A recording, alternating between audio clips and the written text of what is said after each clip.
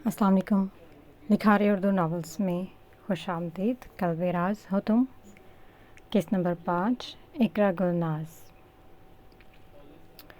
वो खिड़की के पास बैठ गई थी। बारिश के बाद की नमी से शीशा धुंधला था।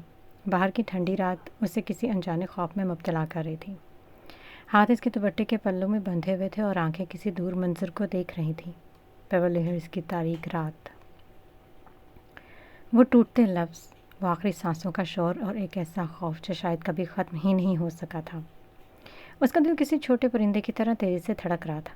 कभी उसने खुद को घसीट कर बैग की तरफ देखा, कभी पास रखी पानी बोतल को, मगर उठने की सकत नहीं थी।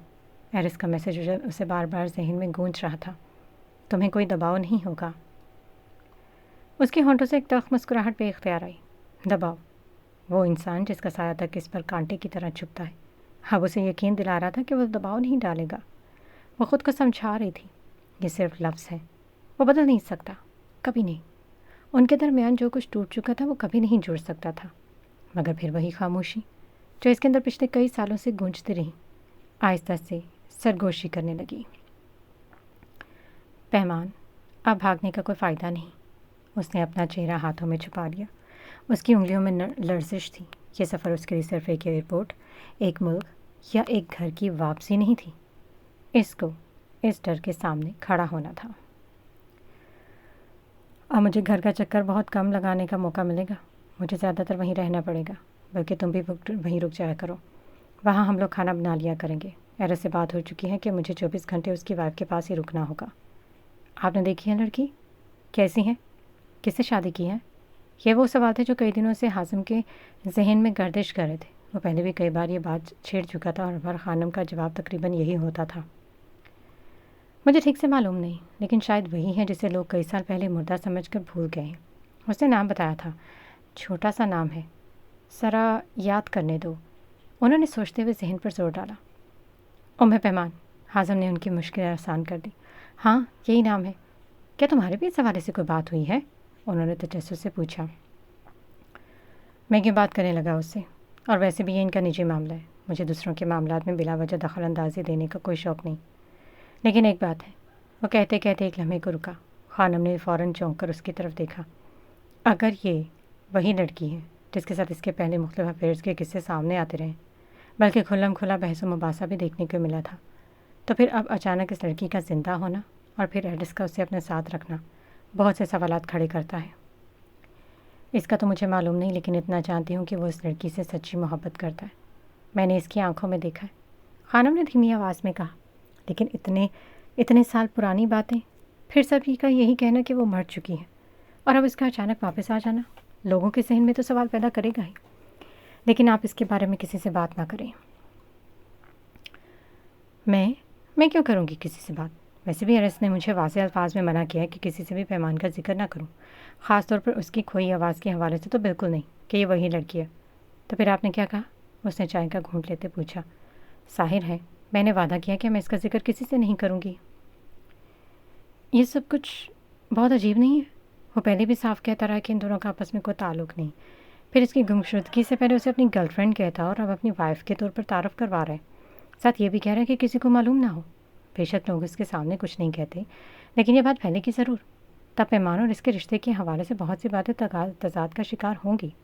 सबसे पहले तो मज़हब की बात आएगी, क्योंकि एरिस तो एथिस्ट है और वो मुसलमान। उसके चेहरे पर कई उलझनें बैक वक्त उभर आई थी। खानम भी चौंक कर उसकी बात सुनने लगी। हो सकता है उन्होंने शादी ना की हो, और ये भी हो सकता है कि कर ली हो। बहरहाल एरिस ने उसे अपनी बीवी के तौर पर मुतारफ़ करवाया। इससे आगे मैंने कुछ ना पूछा और ना वो बताएगा।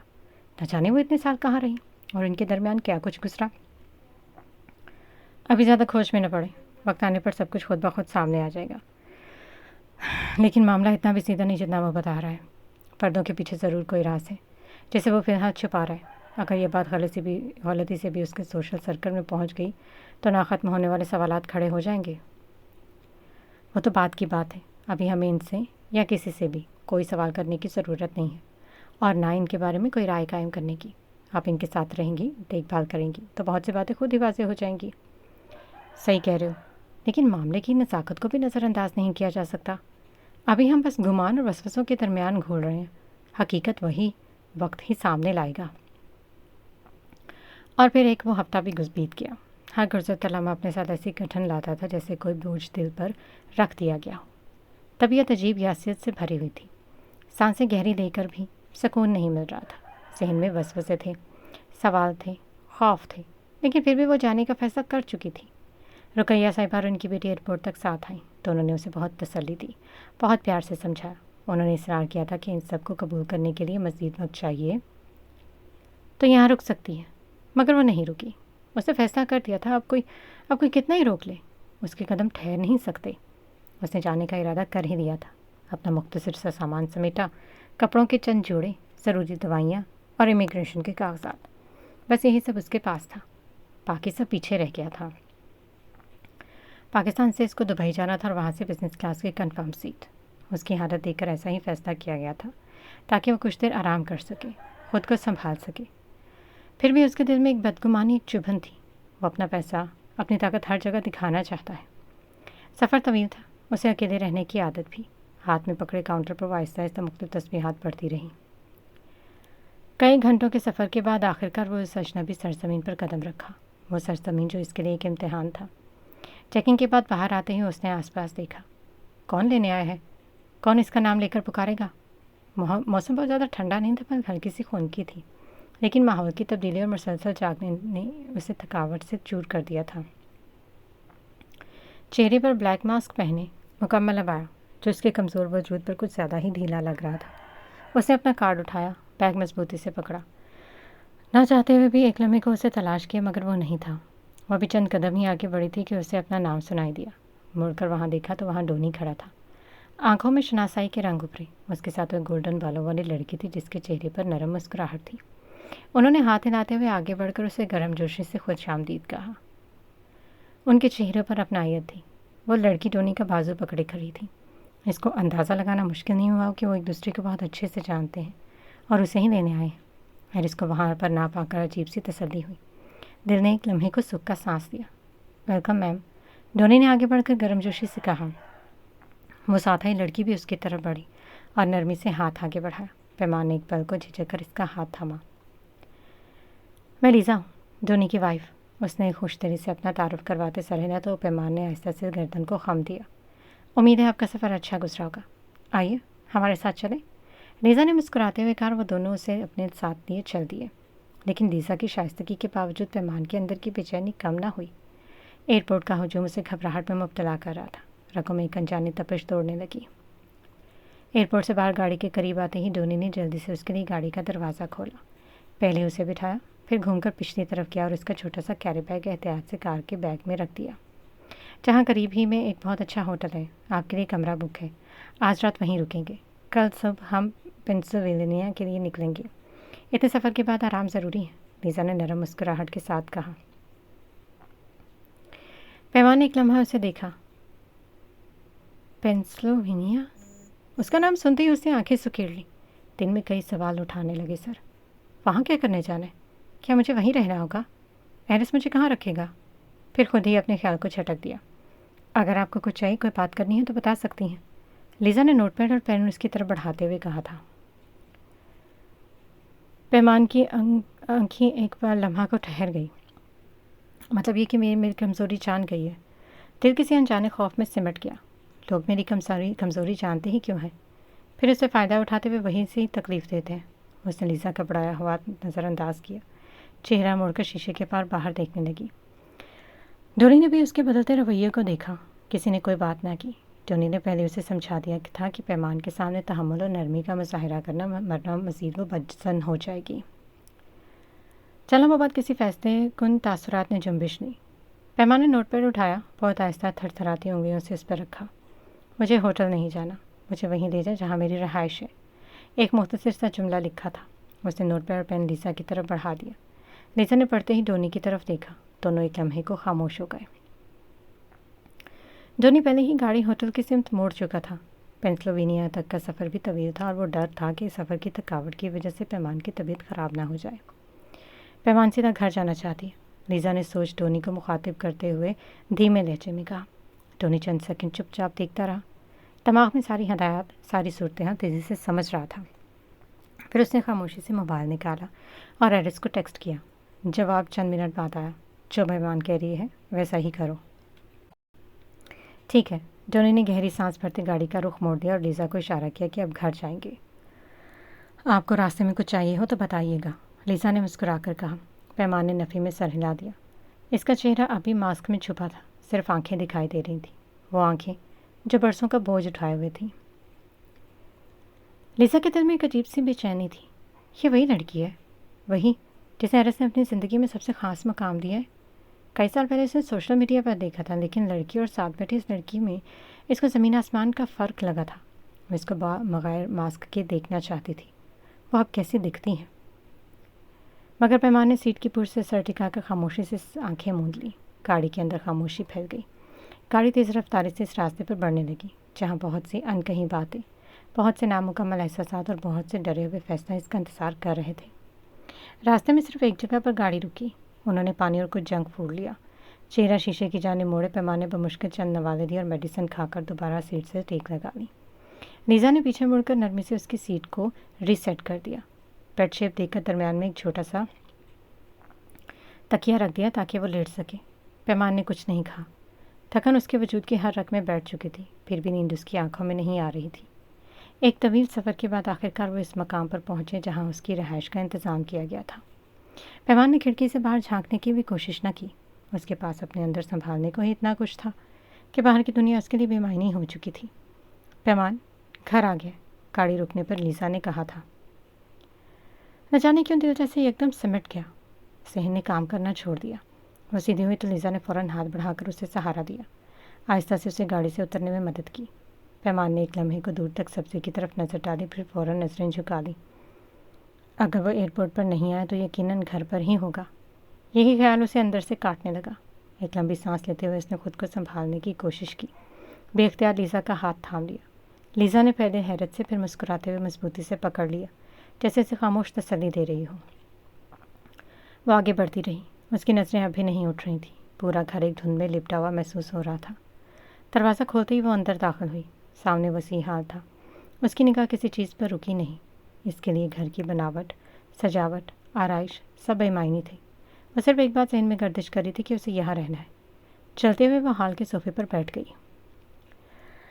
آپ کی طبیعت ٹھیک نہیں لگ رہی، چلیں آپ کو روم تک چھوڑ دیتی ہوں، لیزا نے اس کی حالت دیکھتے فوراً بولی۔ یہ سنتے ہی پیمان کا دل ایک بار پھر بے قابو دھڑکنے لگا۔ اس کے ذہن میں ایک ہی خیال آیا، کیا وہ کمرے میں ہے؟ الفاظ اس کے گلے میں اٹک رہے۔ اسی لمحے کچن سے ایک خاتون نکلی۔ پہلے تو بہت حیران ہوئی، لیکن شاید وہ توقع نہیں کر رہی تھی ان کی موجودگی سے۔ خوشگوار حیرت لی ان کی جانب آئی، آتے ہی گرم جوشی سے بولی، ویلکم ٹو ہوم بیٹا۔ پیمان نے غیر ہوتی حالت دکھتے سر کو مشکل سے اٹھایا۔ اس صحت مند و توانا عورت نے اسے دیکھا تو چونک گئی۔ ارے بیٹا کیا ہوا، تھک گئی ہو؟ طبیعت خراب ہے؟ انہوں نے تشویش سے پوچھا۔ مجھے تو یہی بتایا گیا تھا کہ آپ کل آئیں گے، ورنہ میں کیسے بے خبر رہ سکتی تھی؟ آخر میں وہ معذرت بھرے لہجے میں بولی۔ یہ پیمان ہے، لیزا نے تعارف کروانا ضروری سمجھا۔ یہ پیمان ہے، لیزا نے تعارف کروانا ضروری سمجھا۔ بتانے کی بھلا کیا ضرورت ہے، ایک نظر میں ہی سمجھ گئی ہوں۔ ایرس کی آنکھوں سے پہلے دن ہی دیکھ لیا تھا میں نے آپ کو۔ خانم نے مسکراتے ہوئے پھر سے اسے دیکھا۔ لیزا نے بے اختیار اسے گھورا۔ خانم، اس کی طبیعت ٹھیک نہیں ہے، آپ پلیز ایک گلاس پانی لا دیں۔ خانم قدرے شرمندہ ہو گئی، وہ سمجھ گئی کہ یہ وقت ان باتوں کا نہیں۔ ہاں ہاں ٹھیک ہے، میں پانی لاتی ہوں، اور پیمان بیٹی کا کمرہ بھی تیار ہے، عجلت میں کہتے ہوئے تیزی سے کچن کی طرف بڑھ گئی۔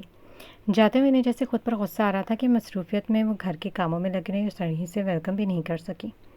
چند ہی لمحوں بعد وہ پانی لے کر آئی۔ پیمان نے ذرا سا ماسک نیچے کیا اور ایک ہی سانس میں چند گھونٹ پی لیے، دوبارہ سے اپنا سر جھکا لیا تھا۔ اس کو یوں خاموش دیکھ کر خانم دوبارہ گویا ہوئی۔ ایرس آج نہیں آئیں گے، انہوں نے بتایا تھا کہ 1-2 روز لگ جائیں گے، کسی کام سے گئے ہیں، لیکن فکر نہ کریں، جیسے ہی فری ہوئے وہ آپ کے پاس ہوں گے۔ پیمان کے دل پر سے جیسے کوئی بھاری پتھر ہٹ گیا، وہ یہاں نہیں ہے، یہ سوچ اس کی رگوں میں تھوڑا سا سکون اترا۔ ہاں جونی نے بھی بتایا ان کے کچھ پروجیکٹس چل رہے ہیں، ہو سکتا ہے کل بھی نہ آ سکے۔ لیزا نے بھی پہلے خانم کو پھر پیمان کی جانب دیکھتے ہوئے کہا، یہ آپ کے لیے خاص دن تھا، انہیں ایئرپورٹ جانا چاہیے تھا، مگر کیا کریں، مصروفیات آڑے آ جاتی ہیں۔ خانم نے دھیرے سے کہا، یہ بات کسی اور کے لیے شکایت ہو سکتی تھی، مگر پیمان کے لیے یہی جملہ سب سے بڑا مرہم تھا۔ یہ سن کر اس کے چہرے کے کھچاؤ تھوڑے سے ڈھیلے پڑ گئے تھے۔ پیمان نے ایسے سے سیدھا سر اٹھایا اور ان کی جانب دیکھا۔ وہ کہنا چاہتی تھی کہ مجھے کمرے تک لے جائے۔ بھوک بھی محسوس ہونے لگی تھی۔ اس کی نظروں کا مطلب سمجھتے ہوئے لیزا نے کمرے میں لے جانے کا سوچا۔ صاف ظاہر تھا وہ بے آرام ہے اور اکیلی رہنا چاہتی۔ پھر لیزا اسے اپنے ساتھ ایک کمرے تک لے آئی جو اوپر پورشن میں تھا۔ کمرہ تیار تھا، نرم روشنی، مکمل سکون دیے۔ خانم نیچے ہیں، میں بھی یہیں پر ہی ہوں۔ آپ کو کسی بھی چیز کی ضرورت ہو تو انٹرکام پر بیل دے دے، لیزا نے آگاہ کرتے کہا۔ پیمان نے کوئی جواب نہ دیا۔ وہ تنہا رہنا چاہتی تھی، کچھ دیر اپنے آپ کے ساتھ۔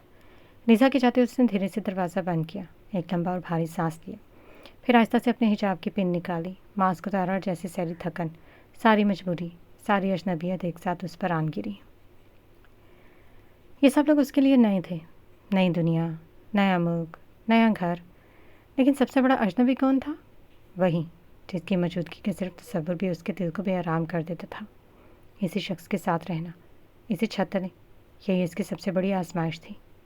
اسے سر اٹھا کر کمرے کا جائزہ لیا تھا۔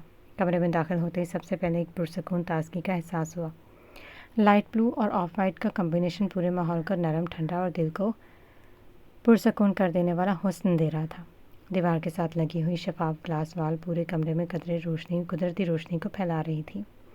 گلاس کے سامنے دو بیس پردے جو ہلکے نیلے اور اوپر نیٹ کے آف وائٹ کے امتزاج لیے ہوا کے ساتھ مدھم لہروں کے ساتھ ہل رہے تھے، جیسے کمرے میں سانس لیتی خاموشی۔ کمرے کے مرکزی دیوار پر ایک خوبصورت راؤنڈ شیپ پلیٹڈ مرر تھا جس کے گرد سفید پتوں والی فیری لائٹس چاند کی حال جیسی روشنی پھیلا رہی تھیں۔ روشنی کی امٹھاس کمرے میں نرمی کا وہ لمس بھر رہی تھی جسے نظر انداز کرنے پر بھی محسوس کیا جا سکتا تھا۔ مرر کے سامنے ایک Nafisa of white vanity table تھا جس پر لائٹ بلو اور لیونڈر ٹون میں پرفیومز، میک اپ سٹینڈ اور چھوٹے چھوٹے کرسٹل جار رکھے ہوئے تھے۔ ساتھ ہی دیوار پر اسٹائلش فلوٹنگ شیلفز تھیں جن پر ہلکے نیلے باکسز، سفید موم بتیاں اور لیونڈر رنگ کے تازہ گلاب سجے تھے۔ بستر آف وائٹ پولی ایسٹر میں ڈوبا ہوا تھا جس پر لائٹ بلو کمفرٹ اور اسی شیڈ کے بڑے سافٹ کشنز رکھے تھے۔ بیڈ کے اوپر نصب نرم و روشن فیزر لائٹس، چینڈلیئرز پورے کمبل کی سطح پر خواب آلود روشنی بکھیر رہے تھے۔ سب کچھ اتنا آہنگ، اتنا پرسکون کہ جیسے یہاں وقت بھی قدم دبانے لگے۔ یہ وہ جگہ تھی جہاں پیمان پہلی بار خود کو محفوظ، ہلکا اور اپنا وجود محسوس کر رہی تھی۔ اسے اپنا کیری بیگ رکھنا تھا تو وہ اپنی جگہ سے اٹھی تو اور ماسٹر بیڈ روم کے ایک کونے میں وارڈروب کی جانب بڑھی جو دائیں جانب تھی۔ دیوار کے ساتھ ہلکی سی محرابی انٹری بنا کر الگ سے وارڈروب بنایا گیا تھا۔ اندر جاتے ہی ایسے محسوس ہوتا تھا جیسے یہ بھی پورے کمرے کی توسیع ہو، بس تھوڑا زیادہ منظم اور زیادہ نفیس۔ وارڈروب کی دیواریں آف وائٹ جبکہ اندرونی خانوں کے کنارے لائٹ بلو LED اسٹرپس سے روشن تھے۔ ہر خانہ اپنی جگہ ایک چھوٹا سا شیش محل لگ رہا تھا۔ ایک پوری دیوار پر لمبے شیشے والے سلائڈنگ دروازے تھے۔ دروازہ کھولتے ہی اندر ایک سائڈ پر لانگ ڈریسز ٹنگے تھے۔ ٹھنڈی روشنی میں اس کے رنگ اور کپڑا دل کو خشک کر دینے والا منظر دے رہے تھے۔ دوسری سائڈ پر کیچول کپڑے کے لیے چھوٹے ترتیب سے بنے سیکشن تھے۔ ایک دیوار پر شیلف کی طرف سفید فلوٹنگ رینک بنے ہوئے تھے۔ اوپر والے رینک پر ہلکے نیلے اور لیونڈر ہیوز پر ہائی ہیلز اور درمیان والے پر روزانہ استعمال کے شوز۔ اسے ان تمام چیزوں اور باقی سلائڈس کو دیکھنے کو دل نہیں چاہا۔ یقیناً وہاں بھی ایسے ہی ملبوسات اور دیگر استعمال کی چیزیں ہوں گی۔ وارڈروب کے بائیں حصے میں ایک دیوہے کا فل سائز مرر تھا جس کا فریم گولڈن روز گولڈ تھا۔ اس کے اوپر باریک پھلکیوں پر LED لائٹس لگی تھی جن کی وجہ سے عکس اور بھی حسین لگتا۔ ایک وقت جب اس کی پہلی شادی ہوئی تب بھی اسے ایسے بے شمار ملبوسات، جیولری، میک اپ ملا تھا۔ اسے نہ تب چاہ ہوئی تھی اور نہ اب ہوئی تھی۔ اس نے بے دلی سے ہینگ کیے کپڑوں کے نیچے بیگ رکھا اور وضو کی نیت سے آگے بڑھ گئی۔ پاکستانی ڈریس جس میں شلوار قمیض، فراک اور ڈیزائنر کے کپڑے تھے اور ساتھ میں کچھ عبایا بھی نظر آئے، اس نے ان کو ہاتھ لگائے بغیر وہیں رہنے دیا۔ نیچے مزید جو وارڈروب کے دروازے تھے وہ کھولنے کی ہمت نہیں ہوئی۔ وہاں پر بھی یقیناً اس کے لیے بہت ساری موجودہ فیشن کے مطابق بھی دیدہ سے لباس رکھے ہوں گے، لیکن اسے ان سب سے کوئی سروکار نہیں تھا۔ اس نے بے دلی سے اس گرے کلر کی وارڈروب پر ایک اچٹتی نظر ڈالی اور واش روم میں گھس گئی۔ وہ اٹیچ باتھ روم، ٹب اور دیگر مکمل سہولتوں سے آراستہ تھا۔ جیسے اس نے اندر قدم رکھا تو لائٹس خود بخود آن ہو گئی۔ اس نے ایک سانس خارج کی اور وضو کرنے لگی۔ وضو کر کے جیسے ہی باہر آئی تو لائٹس آف ہو گئی۔ یہاں کا الیکٹریکل سسٹم ٹچ میں کنورٹر تھا۔ مزید اس کے بارے میں سوچنے کے بجائے اس نے कम्पस पर किबले का रुख चेक किया और अल्लाह के हजूर सजदा अदा किया और वहीं दुआ मांगी जो हमेशा से मांगती आई थी। अपने कमरे से बाहर नहीं आई थी और वॉल ग्लास पर भी तबीज़ पर्दे थे जिसको इसने पीछे करके बाहर झांकने की कोशिश नहीं की। वो खामोशी से वहीं सोफे पर एक साइड पर बैठी रही, यहाँ तक कि मगरिब की नमाज का भी वक्त हो गया। वहाँ कोई नहीं आया था। नई जगह, नए लोग होने की बिना पर वो तवक्को कर रही थी कि कोई आएगा, लेकिन मगरिब का वक्त भी गुजर गया। उसका दिल चाह रहा था कि वो दरवाज़ा लॉक कर ले, लेकिन भूल भी महसूस हो रही थी। उसने उसे मुकम्मल नज़रअंदाज किया और खामोशी से वहीं बैठी रही। अपनी सोचों में उलझी हुई थी कि अचानक दरवाजे पर नॉक हुआ। वो चौंक कर देखने लगी। आने वाली खानम थी। उन्होंने मुस्कुराते हुए अंदर आने की इजाज़त मांगी तो उसने होले से सर हिलाकर इजाज़त दी। वो मुस्कुराकर अंदर दाखिल हुई। माफ़ करना बेटा, मैं दोबारा आपसे बात नहीं कर सकी। मुझे लगा आप आराम कर रही होंगी। आपके लिए मैंने खाना तैयार किया। इसके अलावा आप कुछ और भी खाना चाहें तो मुझे बता दें। पैमाने ने देख कर रह गई कि अब वो क्या बताए कि इसे क्या खाना है और क्या नहीं। फिर भी कहना चाहती थी कि जो भी आपने बनाया है ठीक है। कुछ पल बाद उन्होंने खानम खुद ही गोया हुई। मैंने तुम्हारे लिए कौरमा बनाया, साथ में बिरयानी भी है। कोशिश की है बिल्कुल वैसे ही मैंने जैसे पाकिस्तान में बनाते हैं। उम्मीद है कि तुम्हें अच्छी लगेगी। अगर तुम चाइनीज़, थाई या कुछ और खाना चाहो तो मुझे बता सकती हो। उसने नफ़ी में सर हिला दिया। खाना लगा दूँ? आप बाहर खाएंगे या कमरे में? उन्होंने इतने सवाल किए थे कि वह सोच में पड़ गई। उसका बाहर जाने का कोई इरादा नहीं था। अब समझ नहीं आ रहा था कि वो कैसे करे कि वो बाहर नहीं खाना चाहती। वैसे तो हैरिस कमरे में खाना खाने के खिलाफ है, लेकिन उन्होंने कहा है कि अगर आप रूम में खाना चाहें तो कोई मसला नहीं। हैरिस के जिक्र पर उसने फ़ौरन फैसला किया कि वो यहीं खाना खाएगी। हल्के से इशारा किया कि यहीं। अच्छा बेटा, तो मैं यहीं पर ही खाना ला देती हूँ। मोबाइल मेरे पास है, तुम्हें कुछ भी खाने का दिल करे तो मैसेज कर देना, और अगर मैं रिप्लाई ना करूँ तो हल्की सी बेल भी दे देना। इसके अलावा इंटर कॉल पर भी कॉल कर सकती हूँ। उसने इस बात में सर हिला दिया। 10 मिनट बाद खाना ट्रॉली में सजाए वहीं टेबल पर रखने लगी। खाने में शामी कबाब, बिरयानी, कौरमा और साथ में रायता था। इतनी ज़्यादा डिशेस, वो भी पाकिस्तानी खाने। उसकी खुराक बहुत कम थी। ज़्यादा से ज़्यादा आधी प्लेट बिरयानी खा सकती थी, ये एक आध कबाब। बाकी सब चेक ही कर लेते तो पेट भी भर जाना था। इतना ज़्यादा खाना उसके लिए बहुत मुश्किल था, लेकिन खाना वाकई लाजवाब था। उसने इतना ही खाया जितना पेट भर जाए। शायद खानम का अच्छा रवैया था या खाने का जायका, लेकिन वो खुद हैरान थी कि पेट भर के खाया था। खानम के लिए सारे बर्तन समेट दिया और वो बेड पर आकर बैठ गई। जिस समय थकावट थी और वो आराम करना चाहती थी। वो ईशा के बाद सोने का सोच रही थी, न जाने नींद आनी थी या नहीं। काफ़ी देर बाद जब खानम बर्तन उठाने आई तो उन्होंने बहुत मोहब्बत से शिकवा किया। बेटा, तुमने खाना ही नहीं खाया, क्या पसंद नहीं आया? उन्होंने तासुब से पूछा। ऐसी कोई बात नहीं, उसने नफ़ी में सर हिला दिया। मैंने तो पूरी कोशिश की थी कि जैसे आप लोग खाते हैं बिल्कुल वैसे ही बने, शायद को कमी रह गई हो। उन्होंने ख़ुद को मलामत किया। पैमान कुछ कहना चाहती थी कि खाना बहुत अच्छा, लेकिन वो खामोश रही। खानम एक सेहतमंद बाहिजाब खातून थी, लॉन्ग स्कर्ट और ऊपर से लंबी शर्ट पहने हुए, सादा मिजाज और बातूनी।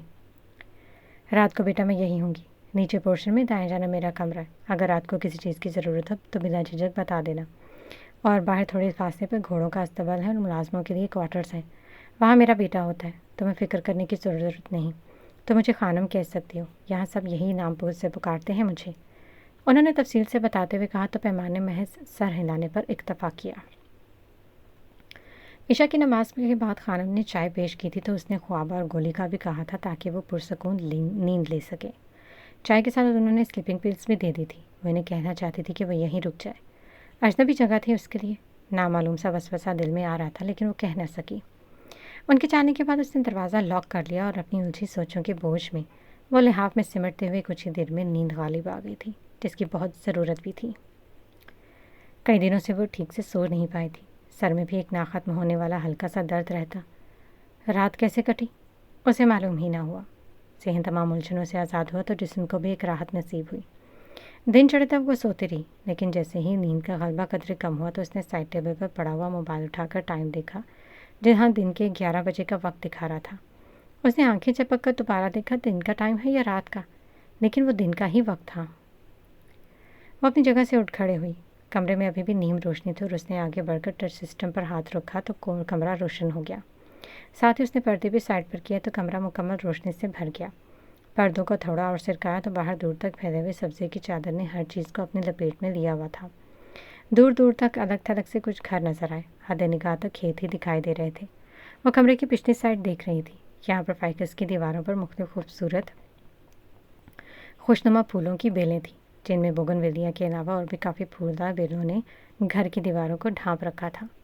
उससे थोड़े फासले पर मुख्तलिफ पौधे, फूल और कुछ छोटे दरख्त भी थे। इन्हीं पौधों के पास आरामदेह कुर्सियाँ भी रखी हुई थीं। उसे वहाँ खानम नजर आई जो पौधों की देखभाल करने में मसरूफ़ थी। वो कुछ फूल तोड़ रही थी, खूबसूरत और तरोताज़ा। उसने एक इत्मीनान भरा सांस खारिज किया। एक लंबे अरसे के बाद उसने खुद को हल्का फुल्का महसूस किया। वो माहौल की तब्दीली थी, या फिर एक पुरसकून नींद, या शायद सबसे बड़ा सबब एरिस का यहाँ पर ना होना। वो समझ ना सकी, लेकिन इतना ज़रूर था कि इसकी तबीयत पर छाई हुई यासियत कदरे कम हो गई थी।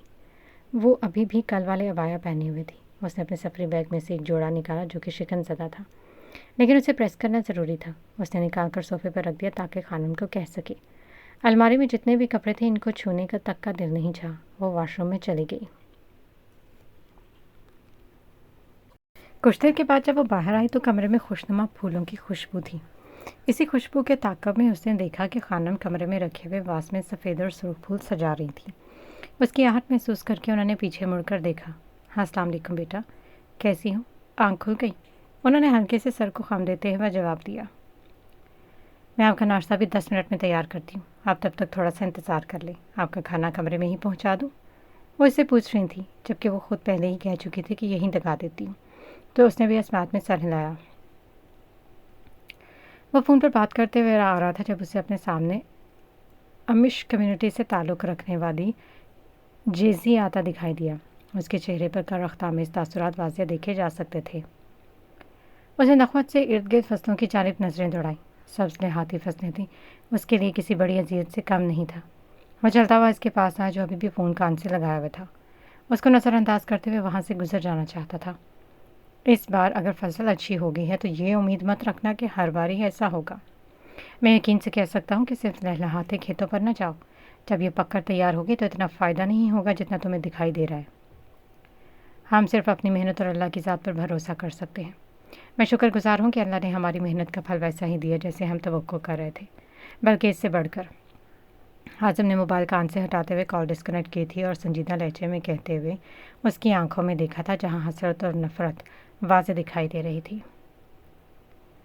जब मैं इन ज़मीनों की देखभाल करता था तब ये बेकार हो चुकी थी। मैंने इन्हें मेहनत और वक्त दिया कि इस काबिल हो सके कि आज तुम्हें ये सब्ज़ी और अच्छी फसलें देखने को मिल रही हैं। अगर तुम्हें लगता है कि ये सब तुम्हारी मेहनत की बदौलत है तो ऐसा बिल्कुल नहीं। देखें जैसे वो आप भी जानते हैं, ये वो मैं भी जानता हूँ, और सबसे बढ़कर सब एरिस अब्राम बेहतर समझता है। अगर ये ज़मीनों की देखभाल और इस पर जिम्मेदारी मुझे दी गई है तो इन्हें मेरी सलाहियतों पर यकीन था, तभी तो ये दी। बहुत जल्द इसका यकीन उठ जाएगा तुमसे। ये धमकी है या तंबी? उसने आंखें सिकेड़े पूछा था। अगर धमकी कहा जाए तो गलत नहीं था। मैं जो देख रहा हूँ वही बता रहा हूँ। तुम इसे किस ज़मरे में लेते हो? मैं ये क्या कह सकता हूँ। 2 साल से ये सारी ज़मीनें आपके पास ही रही थी और जितना आपने खुद फ़ायदा उठाना था उठा लिया, और इन्हें नुकसान पहुँचाने में कोई कसर नहीं छोड़ी थी। इसलिए अब इस सब का कंट्रोल मेरे पास है, ना कि तुम्हारे पास। इसलिए जो तुम्हें जिम्मेदारी दी गई है वो ही पूरी करो और दूसरों के मामले में बिलावजह दखलंदाजी देना बंद करो। मैं अपनी जिम्मेदारी अच्छे से समझता हूँ, लेकिन मुझे हैरत इस बात पर है कि उसने क्या देखकर सब तुम्हारे स्पुर्द किया। जो इंसान ठीक से चल नहीं सकता वो कई 100 एकड़ ज़मीन की क्या खाक देखभाल करेगा। ज़बान संभाल कर बात करो। उन्होंने दांत टांगों पर चलने वाले इंसान पर भी भरोसा किया था जिसने इन्हें एक टांग पर ला खड़ा किया। अब तुम मुझे बातें सुनाओगे? तुम भी सोच समझ कर बोलो, वरना ये दूसरी भी इस काबिल नहीं छोड़ूंगा कि इसे एक लंगड़ी टांग को सहारा दे सके।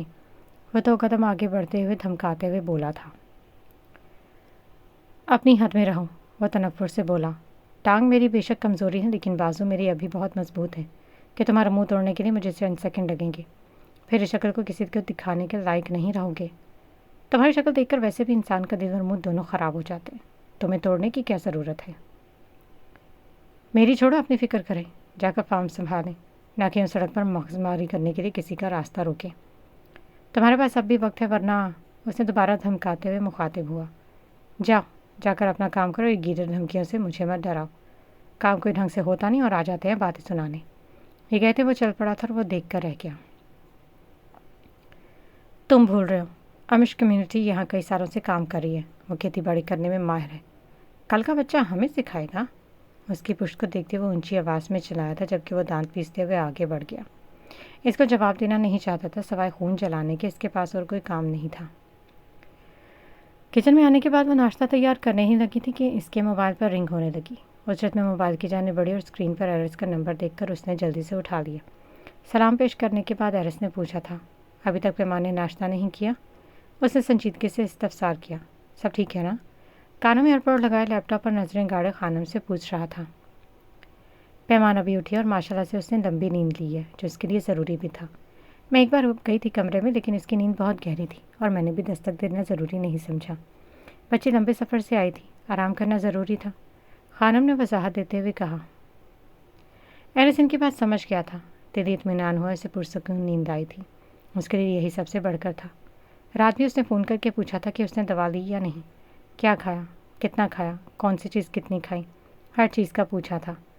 آج آپ نے مکس چائے اچھی بنانی ہے، بھوک نہیں رہنی چاہیے۔ چائے بالکل ویسے ہی بنانی تھی جیسے پاکستان میں عموماً لوگ پیتے ہیں، نہ جانے کیوں اس نے آدھی بھی۔ میں نے آپ کو کہا تھا مکس چائے بنائیں، پیمان کو پسند نہیں ہے تو آپ نے کیوں الگ سے بنانے کا تردد کیا؟ مجھے لگا وہ پسند کرے گی، چلے آج میں سارا ایک ہی دفعہ مکس کر کے بنا لوں گی۔ یہ کہتے انہوں نے دودھ ساس پین میں ڈالا اور باقی چیزیں بھی ایڈ کرنے لگی۔ پتی ابھی اس نے درمیانی چمچ ڈالی تھی تاکہ چائے تیز نہ ہو جائے۔ زیادہ پتی ایڈ نہ کرے اور ورنہ اس کو بھوک کم لگے گی اور پھر کھانا کیسے کھائے گی؟ اس کا اندازہ تھوڑا ڈانٹنے والا تھا۔ خانم نے خشمگین نگاہوں سے اس کے فون دیکھا۔ ہاں یعنی حد ہوتی ہے پرواہ کی؟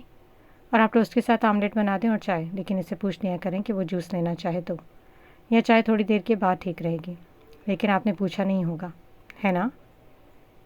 یہ کہتے ہوئے اس نے باہر دیکھا۔ گلاس ڈور کے باہر ماریا اندر داخل ہونے والی تھی تو اس نے ہاتھ کے اشارے سے اسے روک دیا۔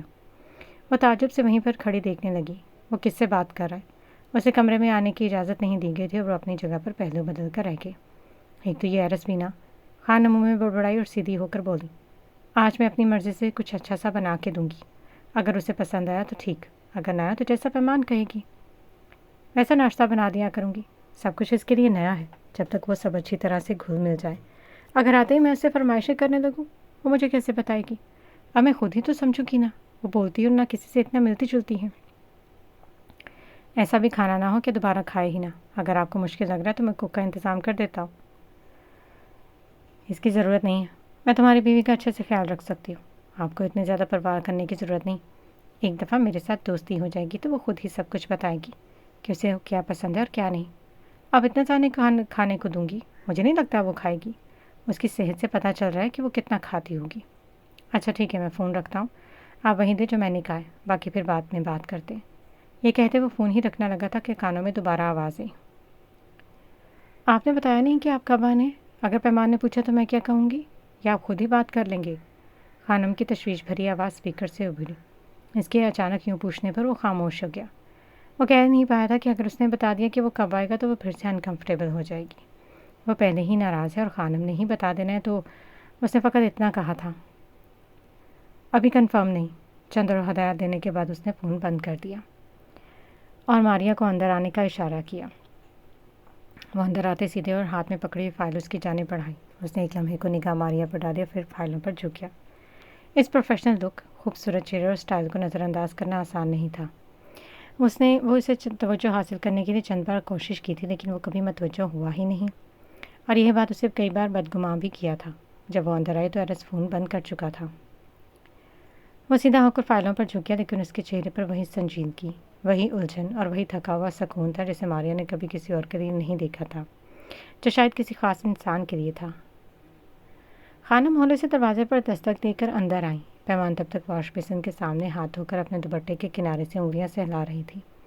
چہرے پر ہلکی نیند کی لکیریں تھیں، آنکھوں میں وہی اجلا سا خالی پن جو کئی دنوں کی تھکن کے بعد باقی رہ جاتا ہے۔ آؤ بیٹھو بیٹی، ناشتہ میں لے آئی ہوں، آپ کو باہر نہیں جانا پڑے گا، خانم نرم سی مسکراہٹ کے ساتھ بولی۔ پیمان نے آہستہ سے سر ہلایا۔ اس کی خاموشی میں ایک طرح کی بے بسی تھی۔ وہ نہ انکار کر سکتی تھی، نہ پوچھ سکتی تھی، بس گردن جھکائے ان کے کہنے پر صوفے پر ٹک گئی۔ خانم نے ٹرے بیڈ کے کنارے پر رکھی، ٹوسٹ، آملیٹ، ہلکی سی خوشبودار چائے، ایک چھوٹا سا پیالہ شہد کا۔ آپ شروع کریں، تب تک میں چائے ڈالتی ہوں۔ پیمان نے آہستہ سے بیٹھ کر نوالا توڑنے کی کوشش کی، مگر ہاتھ میں ہلکی سی لرزش تھی۔ پتہ نہیں بھوک کم تھی یا دل میں کوئی اور ہی کھٹکا خانم اس کی طرف دیکھ کر بولی، رات آپ نے پرسکون نیند لی، ماشاءاللہ سے۔ شاید سفر کی تھکاوٹ کی وجہ سے۔ ایرس نے بھی بار بار کال کر کے پوچھ رہے تھے کھانا ٹھیک سے کھایا کہ نہیں، صحیح طرح سوئی کہ نہیں۔ پیمان کا ہاتھ وہیں ٹھہر گیا، نوالا انگلیوں میں رہ گیا۔ خانم شاہ اس ٹھہراؤ کو محسوس نہ کر سکی، وہ اسی خلوص بھری انداز میں بولتی رہی، ماشاءاللہ بہت فکر کرتا ہے تمہاری، بتا رہا تھا چائے کیسے بنانی ہے، پتی زیادہ نہ ہو اور ناشتہ وقت پر ہو، بڑا خیال رکھتے ہیں تمہارا۔ پیمان نے نظریں نیچے کر لی، چائے کی بھاپ اس کے سامنے دھیرے دھیرے اٹھ رہی تھی، مگر دل میں جو بھاپ اٹھی تھی وہ زیادہ گرم تھی۔ لیکن خانم کی باتوں میں چھپی نرمی اور اس کے لہجے میں جھلکتی محبت اور فکر جیسے لفظ پیمان کے اندر الجھتی سانسوں کو اور بھی بے ترتیب کر رہے تھے۔ ایرس نے کہا تھا کہ میں پوچھوں، ناشتے میں کچھ اور چاہتی ہوں تو بتا دینا۔ پیمان کے سینے میں کچھ بھاری سا اٹک گیا، وہ کچھ بھی کہنا چاہتی تو کیسے کہتی، زبان جیسے کسی نے باندھ رکھی ہو۔ اس نے ہلکا سا سر ہلایا اور چھوٹی سی ہلکی آواز اس کے گلے میں ہی دب گئی۔ خانم اس کی خاموشی کی اپنی مرضی کا مطلب دے کر بولی، تازہ پھلوں کا جوس تو نیچے بھول آئی، وہ میں لے کر آتی ہوں، ایرس صاحب نے کہا تھا۔ اسی لمحہ پیمان نے ایک دم ہاتھ بڑھا کر ٹرے کو تھوڑا سا پکڑ لیا، نہ زور سے نہ احتجاج سے، صرف اتنا کہ خانم رک جائے۔ کیا ہوا بیٹا؟ خانم چوک گئی۔ پیمان نے ہلکے سے سر کو ہلاتے نہیں کا اشارہ کیا۔ خانم نے اسے غور سے دیکھا، پھر آہستہ سے سر ہلایا۔ ٹھیک ہے، جوس رہنے دیتی ہوں، آج یہی کھا لو، کوئی جلدی نہیں۔ وہ واپس جانے لگی اور پیمان کی نظریں کھڑکی کے شیشے پر ٹک گئی۔ وہاں باہر دھوپ پھیل رہی تھی، لیکن اس کے اندر جیسے ابھی بھی کوئی سایہ تھا۔ کمرے میں ہلکی مدھم روشنی پھیلی ہوئی تھی۔ کمرے کے اس پر شام کی ٹھنڈی ہوا پردوں کو آہستہ آہستہ ہلا رہی تھی۔ لیزا صوفے پر ٹانگیں موڑ کر بیٹھی ہوئی تھی، لیپ ٹاپ اس کی گود میں کھولا ہوا تھا۔ انگلیاں تیزی سے چل رہی تھیں، جو چند لمحوں بعد رک بھی جاتی جب اس کے ذہن میں خیال آتا۔ قریبی کرسی پر ڈونی جھکا ہوا اپنے موبائل میں گم، دونوں ایک ہی کمرے میں تھے مگر اپنے اپنے کاموں میں مصروف، پھر بھی کسی اندیکھی ڈور کی طرح ایک دوسرے سے جڑے ہوئے۔ لیزا نے چند لمحے بعد تذبذب سے ڈونی کو دیکھا۔ کیا اس کا کہہ دینا چاہیے یا رہنے دیں؟ ویسے مجھے بہت زیادہ حیرت ہو رہی ہے ایرس کی چوائس پر۔ اس کی آواز میں تعجب تھا، انگلیاں کی بورڈ پر رک گئی۔ یہ بات کرنے کی کیا تک ہے؟ ڈونی نے گردن اٹھائی، بھویں سکیڑی تو لیزا نے بے نیازی سے کندھے اچکاتے بولی، کہاں ایرس ابراہم اور کہاں پیمان؟ مطلب اس کا انٹرسٹ ہونا اور پھر اسے لائف پارٹنر بنا لینا، وہ بھی اس حالت میں جب اس کی خوبصورتی کہیں غائب ہو چکی ہے۔ وہ کئی بیماریوں کے مبتلا ہے، یہاں تک کہ وہ بول نہیں سکتی۔ ٹونی نے فوراً اس کی بات کاٹی، لہجے میں ہلکی سی خفگی شامل تھی۔ وہ ہمیشہ سے ایسی نہیں تھی۔ لیزا کو باور کرواتا لہجہ سرد ہو گیا تھا۔ میں نے دیکھا اسے، خوبصورت، ہنستا مسکراتا چہرہ تھا، کچھ حادثات نے اس مقام پر لا کر کھڑا کیا۔ جانتی ہوں کہ وہ خوبصورت تھی، لیکن اب نہیں ہے۔ اس کا چہرہ بے رونق ہو چکا ہے، آنکھیں دھنسی ہوئی ہیں، ساولی اور زرد رنگت، سب سے الگ تھلگ، بیمار سا وجود۔ ایک تو لوگ خوبصورتی پر مرتے ہیں، کوئی اتنا کسی کے لیے کیسے کر سکتا ہے؟ لیزا ابھی بھی ایرس کے فیصلے پر حیران تھی اور اسے اس کا پیمان کا اپنانا سمجھ سے باہر تھا۔ جو سچے دل سے محبت کرتے ہیں ان کے لیے یہ سب کچھ بے معنی ہو جاتا ہے، ڈونی نے آہستہ سے مگر مضبوط لہجے میں کہا۔ خدا نہ کرے اگر میری ایسی حالت ہو، کیا تم مجھے اپنا لیتے؟ لیزا نے اس کی طرف دیکھتے پوچھا تو ڈونی نے موبائل سائڈ پر رکھا، پوری طرح اس کی طرف متوجہ ہوا۔ کیونکہ میں تم سے محبت کرتا ہوں، یقیناً قبول کر لیتا۔ سچ بتاؤ نا، کیا پھر بھی مجھے اپنا لیتے؟ لیزا نے آنکھیں سکیڑے دیکھا، جیسے اس کے لفظوں پر یقین آتے ہوئے بھی آزمانا چاہتی ہوں۔ تم نہ جانے کیوں میری ہر بات سے اختلاف رکھتی ہو، اس کے لہجے میں شکوہ دہرایا۔ پیمان اپنی اس کنڈیشن کے باوجود وائرس سے برہم جسے انسان کو قبول نہیں کر پا رہی۔ تمہیں پتہ ہے، کل جب میں نے اس کو ایرس کے نہ آنے کا بتایا تو یوں لگا جیسے وہ پرسکون ہو گئی ہو۔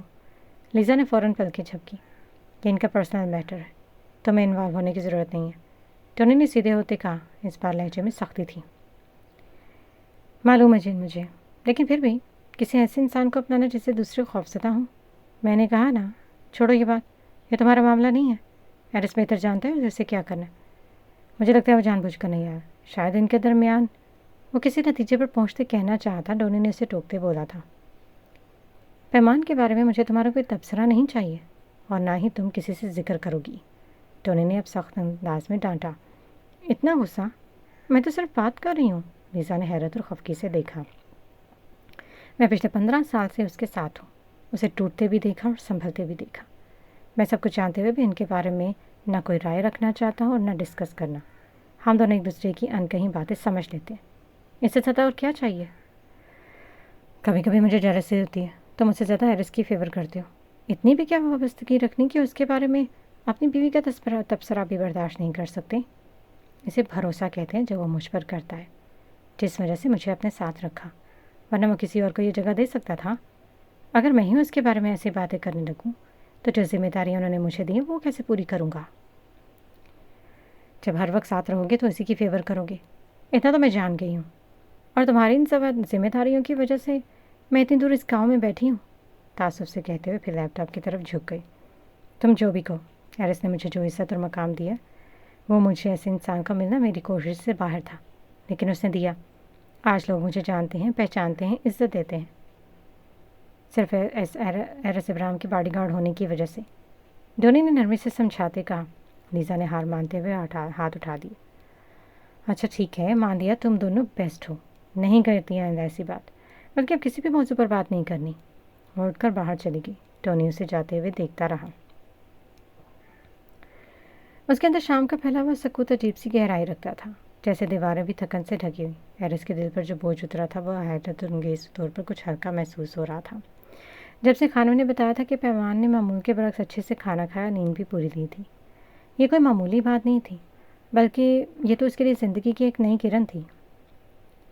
دن بھر کی مصروفیات اور تھکاوٹ کے باوجود اس کے چہرے اور لہجے میں وہ تبدیلی تھی جو اندر کی کسی خاموش روشنی کا پتہ دیتی تھی. باقی سب نے شاید محسوس نہ کی ہو، مگر ماریا، اس کی نظریں جیسے بھانپ گئی تھیں. اس نے ایرس کا یہ نرم پڑتا رویہ فوراً محسوس کر لیا تھا. گھر آنے کے بعد وہ سیدھا اپنے حصے میں بنی جم کی طرف چلا گیا. کئی دنوں سے وہ اپنی باڈی فٹنس پر پوری توجہ نہیں دے پا رہا تھا. بس معمولی سی روٹین چل رہی تھی، لیکن سخت مشقیں وہ تقریباً ترک کر چکا تھا. وجہ صاف تھی، اس کا ذہن بار بار ایک ہی طرف بھٹک جاتا تھا. اس کے بارے میں سوچ سوچ کر وہ الجھا ہوا تھا، ذہنی طور پر تھکا ہوا اور جذباتی طور پر بے چین. مگر کل اس کے رویے میں جو تبدیلی کا بتایا وہ اسے خوشگوار احساس دے رہی تھی. وہ بھاری ڈمبل اٹھائے بار بار پریکٹس کر رہا تھا، جب اچانک ہنی کی خوشگوار آواز اس کے پیچھے گونجی. اکیلے اکیلے، میرے بغیر ہی؟ اونچی آواز میں مخاطب ہو کرتے ہوئے مسکراتا اندر آیا اور ایرس کے چہرے کے تاثرات فوراً اس کی نظر میں آ گئے. میں جانتا تھا کہ جب تم گھر آؤ گے تو خود ہی یہاں پر آ جاؤ گے. اس نے ایک لمحے کو رک کر کہا اور دوبارہ مگن ہو گیا. وہ سب تو ٹھیک ہے، مگر ایک بات سمجھ نہیں آ رہی، آپ ابھی تک یہاں کیا کر رہے ہیں؟ آپ کو تو پیمان آنٹی کے پاس ہونا چاہیے، پینسلوینیا میں. ہنی نے حیرت سے پلکیں جھکاتے استفسار کیا. ایرس نے ڈمبل آہستگی سے زمین پر رکھا اور سانس بحال کیا. میں تمہارا انتظار کر رہا تھا کہ تم بھی میرے ساتھ چلو. اس نے اصل بات بتانے سے گریز کیا. وہ بھی تمام حقیقت بتانے کو تیار نہیں تھا. آپ کو تو پتہ ہے میری آج کل کی روٹین بہت ٹف ہے، لیکن میں آپ کے ساتھ چل سکتا ہوں کیونکہ ہم نے بہت انتظار کر لیا، خاص طور پر آپ نے. اس کے چہرے پر ایک شریر مسکراہٹ تھی، انداز تنگ کرنے والا تھا. سدھر جاؤ، باپ ہوں میں تمہارا. پورا مانے بغیر ہلکا سا ٹپٹا. ہنی کی بات کا مطلب خوب سمجھتا تھا. تھوڑا سا چہرہ جھکا لیا تاکہ اپنی آنکھوں میں لکھے نرم تاثرات نہ دیکھ سکے. اوہ، تو آپ بلش کر رہے ہیں؟ Unbelievable dad. مجھے تنگ کرنے کے لیے قدم آگے بڑھایا جس کی آنکھوں میں شریر پر نمایاں تھا. کچھ بھی کہے جا رہے ہو، ایرس نے نظریں چراتے کہا تھا. ہنی نے کہا لگایا. سچ میں آپ کے گال بلش کر رہے ہیں؟ نہیں یقین. آئے مرر میں دیکھ لیں. تو ایرس نے مصنوعی خفگی سے گردن اٹھائی. کوئی ٹین ایجر نہیں ہوں میں جو ان باتوں پر شرمانے لگوں گا. ویسے ایسے ہی تمہاری باتوں پر ہنسی آ گئی تھی اور کچھ نہیں. آپ کچھ بھی کہیں، لیکن آپ کی آنکھیں سب کچھ کہہ رہی ہیں. ہنی نے معصومیت سے سر ہلایا. سدھر جاؤ. ایرس نے اسے گھورا تو ہنی نے کہا لگاتے بولا. میں بگڑا ہی کب ہوں؟ چلیں ہم فائنل کرتے ہیں، ہم آج ہی چلتے ہیں. اس نے ایک پل میں فیصلہ کرتے کہا تھا. ابھی کچھ ریزنس ہیں تو میں نہیں جا سکتا. اس نے سنجیدگی سے کہا. اگر تم جانا چاہو تو تمہارے جانے کا انتظام کر دیتا ہوں. ہنی نے حیرانگی سے اس کے چہرے کو پڑھنے کی کوشش کی. ایرس کے لہجے میں کچھ تھا، کوئی پریشانی، کوئی انکہی بات. ڈیڈ، اگر آپ اس طرح سے پیمان آنٹی کے سامنے جانے سے گریز کرتے رہیں گے تو کیسے خود کو ثابت کریں گے؟ میں کچھ بھی ثابت نہیں کرنا چاہتا. میں اسپیس دینا چاہتا ہوں. ایک دن پیمان کو خود احساس ہو جائے گا، اور یہ احساس کب ہوگا میں نہیں جانتا، لیکن آج بھی وہ وہیں پر ہے جہاں وہ کئی سال پہلے تھی. تو میری بات کو سمجھ رہے ہو نا؟ میں آپ کی بات سمجھ رہا ہوں، اسی لیے کہہ رہا ہوں. میرا بہت دل چاہ رہا ہے. ہم ابھی چلتے ہیں، جو ہوگا دیکھا جائے گا. وہ مجھ سے تو ناراض نہیں؟ ایرس کے دل میں ایک چبھن سی ہوتی. پتہ نہیں، اس نے دل میں سوچا مگر کہا نہیں. پلیز ایک بار میرے کہنے پر چلیں. ہو سکتا ہے وہاں ایسا کچھ نہ ہو جیسا آپ سوچ رہے ہیں. میں کچھ وقت ان کے ساتھ گزارنا چاہتا ہوں. کل ویسے بھی میری پریکٹس ہے، پھر وقت نکالنا مشکل ہو جائے گا. میں مزید انتظار نہیں کر سکتا. ایرس نے ہنی کی جانب دیکھا. اس کی آنکھوں میں بچپنا اور ضد تھی. اس کا دل نرم پڑ گیا. ہنی، وہ فقط اتنا ہی کہہ سکا تھا کہ وہ فوراً بول پڑا. اور ہاں، آپ انہیں وہ گفٹ دیں گے نا جو آپ نے کب سے یہاں رکھا ہوا ہے. مجھے یقین ہے پیمان آنٹی کو بہت پسند آئے گا. وہ چاہ کر بھی انکار نہیں کر سکیں گی. ایرس نے اس کی طرف خفگی سے دیکھا. وہ کچھ کہنا چاہتا تھا مگر ہنی نے بیچ میں بول دیا. آج ایک بار میری بات مان لیں، دوبارہ نہیں کہوں گا. پھر جب آپ چاہیں گے جیسا کہیں گے ویسا ہی کروں گا. پلیز بس ایک بار. وہ ملٹکائے معصومیت سے دیکھ رہا تھا جو ہمیشہ ایرس کا دل پگھلا دیتا تھا. ٹھیک ہے. ایرس نے آخر کار ہتھیار ڈال دیے. وہ ایک پل کو رکا. ہنی کا چہرہ مسکرا اٹھا. جب تک ہم وہاں پہنچیں گے پیمان سو چکی ہوگی. اسے ڈسٹرب نہیں کرو گے. کل صبح بات ہوگی. جو آپ کہیں. اس کے سامنے تو کہہ دیا، لیکن دل میں سوچتے ہوئے مسکرایا. اب اتنی بھی فرما برداری اچھی نہیں ہوتی. خانم کو اس نے کال کر کے بتا دیا تھا اپنے آنے کے بارے میں. انہیں خاص طور پر تاکید کی تھی کہ وہ پیمان کے سامنے تو نہ ذکر کریں اور نہ ہی ان کے لیے کھانے کا کوئی خاص انتظام کریں. اور جب تک آئیں گے ایک تو رات کافی ہو چکی ہوگی اور دوسرے وہ پیمان کو ڈسٹرب نہیں کرنا چاہتے تھے، تو انہوں نے بھی حامی بھر لی تھی. آسمان پر سفید بادل اٹکیلیاں کر رہے تھے اور دور تک پھیلے سبز کھیتوں کے بیچ یہ بنی سیاہ تارکول کی سڑک کی خاموش کہانی کی طرح دور افق تک جاتی دکھائی دے رہی تھی. گاؤں کی آبادی سے ذرا ہٹ کر بنا وہ چھوٹا سا گراؤنڈ جہاں بچوں کے لیے چند جھولے اور بینچ رکھے گئے تھے، اس کی بے شمار یادوں کا امین تھا. بچپن میں وہ اکثر اپنے بابا کے ساتھ یہاں آیا کرتا تھا اور انہی کے ساتھ بیٹھ کر اپنے دل کی چھوٹی چھوٹی باتیں شیئر کیا کرتا تھا. خاص طور پر وہ لمحے جب لوگوں کے چہرے پر جھلکتی اجنبیت اسے احساس کمتری میں دھکیل دیتی تھی. بابا، میں دوسرے بچوں کی طرح کیوں نہیں ہوں؟ سب لوگ مجھے نفرت سے کیوں دیکھتے ہیں؟ یہ وہ سوال تھا جو اکثر وہ پوچھا کرتا تھا. لوگ نفرت نہیں کرتے، وہ تمہارے اندر کی خوبصورتی کو دیکھ نہیں پاتے. اور کیا چہرہ ہی سب کچھ ہوتا ہے؟ دل بھی تو ہوتا ہے، اور تمہارا دل بہت خوبصورت ہے. اس نے فوراً بات کاٹی. تو میرا چہرہ کیوں خوبصورت نہیں ہے؟ اس حادثے میں کیوں نہیں مر گیا جب میرا چہرہ جل گیا تھا؟ ایسی باتیں نہیں کرتے. ان کا کلیجہ جیسے منہ کو آ گیا تھا. وہ لمحہ ہمیشہ اس کے لیے کٹھن ہوتا تھا جب اپنے بیٹے کی آنکھوں میں چھپی تکلیف کو پڑھتے اور الفاظ ڈھونڈنے میں مشکل محسوس کرتے. اللہ نے جو صورت بنائی ہے وہ بہترین ہے. ہم اس کی تخلیق پر سوال نہیں اٹھا سکتے. پھر اسی اللہ نے میری صورت اچھی بنانے کے بعد بگاڑ کیوں دی؟ میں بھی تو اسی کی مخلوق ہوں. اس نے سر جھکائے معصومیت سے شکوہ کیا. لوگوں کے پاس دیکھنے والی آنکھیں نہیں ہوتی، اس لیے وہ تمہیں ایسا دیکھتے ہیں. اگر وہ میری نظروں سے دیکھیں تو تم دنیا کے سب سے خوبصورت بچے ہو. وہ کبھی خود کو کمزور محسوس کرتے مگر پھر بھی اپنے بیٹے کو تسلی دینے کی پوری کوشش کرتے. لیکن دنیا آپ کی نظروں سے تو نہیں دیکھتی. آپ کو پتہ ہے، میرے اسکول میں میری کلاس فیلو بتا رہی تھی کہ جب اس کا چھوٹا بھائی رات کو مما کو تنگ کرتا ہے تو وہ اسے ڈرانے کے لیے کیا کہتی ہیں؟ اس نے سر اٹھا کر بابا کی طرف دیکھا جو پوری توجہ سے اسے سن رہے تھے. وہ کہتی ہیں سو جاؤ ورنہ ہاضم آ جائے گا اور تمہیں اٹھا کر لے جائے گا، تمہیں کھا جائے گا. اپنے باپ کی آنکھوں میں جھانکتے وہ معصومیت سے بولا تھا. میں تو کسی کو کچھ بھی نہیں کہتا. پھر لوگ میرے بارے میں ایسی باتیں کیوں کرتے ہیں؟ اب تو میں کسی سے لڑتا بھی نہیں، بس آپ سے اور خانم سے ہی دل کی بات کر دیتا ہوں. میری بہن بھائی بھی مجھے ایسی باتیں سناتے ہیں. اس نے دور گراؤنڈ کی طرف دیکھتے افسردگی سے کہا. لوگوں کی باتوں اور نظروں کو سنجیدگی سے لینے کی ضرورت نہیں ہے. تمہارے اندر وہ صلاحیت ہے جو باقی لوگوں میں نہیں. اور انہیں اس کی توجہ ایک نئے رخ پر مبذول کرواتے ہوئے کہا. تمہاری ٹیچر کہتی ہے کہ تم سب سے تیز بھاگتے ہو، اسکول کے سب بچوں کو پیچھے چھوڑ دیتے ہو. تمہیں کوئی الگ طاقت ہے اور تم نے کتنے انعام جیتے ہیں جو باقی بچے نہیں جیت سکے. ہر انسان میں اللہ نے خوبیاں اور خامیاں رکھی ہیں. تم اپنی خامی کو کمزوری نہیں بناؤ، بلکہ یہی تمہاری سب سے بڑی طاقت اور پہچان بنے گی. لوگ تمہیں بڑے نام سے یاد کریں گے. بس تمہیں اپنی جیت پر توجہ دینی چاہیے. میں تیز بھاگتا ہوں اور ایک دن میری یہی پہچان بنے گی، ہے نا بابا؟ ایک وقت آئے گا جب لوگ فخر سے میرا نام لیں گے اور میں بہت سے ونر ٹرافیز آپ کے قدموں میں رکھوں گا. بالکل. ابھی یہ گلے شکوے کرنے کا وقت نہیں. تمہارے ٹیچر کہہ رہے تھے کہ تمہیں مزید پریکٹس کی ضرورت ہے تاکہ تم دوسرے اسکولوں کے مقابلوں میں بھی اپنا پہلا انعام حاصل کر سکو. تمہیں بہت دوڑنا ہے، بہت آگے جانا ہے، سب کو پیچھے چھوڑ دینا ہے، کیونکہ تم حازم علی ہو اور حازم علی سب کچھ کر سکتا ہے. انہوں نے محبت سے اس کی پیٹھ تھپ تھپائی. اس کی آنکھوں میں ایک نئی چمک اور اعتماد جگمگا اٹھا. وہ اکثر یوں ہی اسے حوصلہ دیتے تھے اور چند لمحوں میں ہی اسے لگنے لگتا کہ جو دنیا نہیں دیکھ پاتی وہ اس کے بابا اور خانم دیکھ سکتے ہیں، اور پھر وہ دوڑنے لگتا، تیز، بہت تیز، جیسے وقت کو پیچھے چھوڑ دینا چاہتا ہو۔ اس کی کامیابیوں کا شور آہستہ آہستہ کئی شہروں تک پھیلنے لگا اور لوگ امید کرنے لگے تھے کہ وہ جلدی نیشنل لیول پر بھی اپنا نام روشن کرے گا۔ خانم اکثر کہا کرتی تھی، تم ایک دن پروفیشنل رنر بنو گے اور لوگ تمہیں تاریخ میں یاد رکھیں گے، تمہاری کامیابی کو سراہیں گے، تم جتنا تیز بھاگتے ہو بہت جلد دنیا بھر میں تمہارا نام ہوگا۔ ان کی یہی باتیں اور حوصلہ افزائی اسے زندگی میں آگے بڑھنے کی طاقت دیتی تھی، مگر پھر کچھ ایسا ہوا جو سب کچھ بدل گیا۔